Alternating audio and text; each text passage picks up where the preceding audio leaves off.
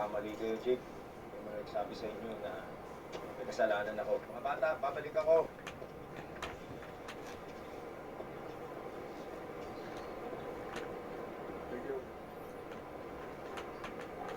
Idol talaga tong si Josh eh. Biruin mo, maliban sa na-expose na yung feeling Josh na yun, napabalik pa niya sa Christianity yung mga members niya. Daig mo pa si Jesus doon. Hindi ka ikaw yung Messiah. Pwede ka magtayo ng sarili mong kulto, Josh.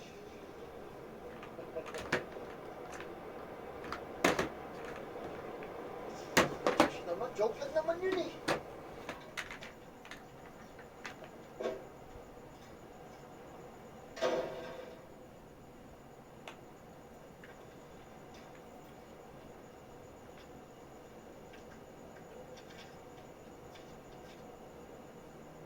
Wala na akong ginawang mali, ah.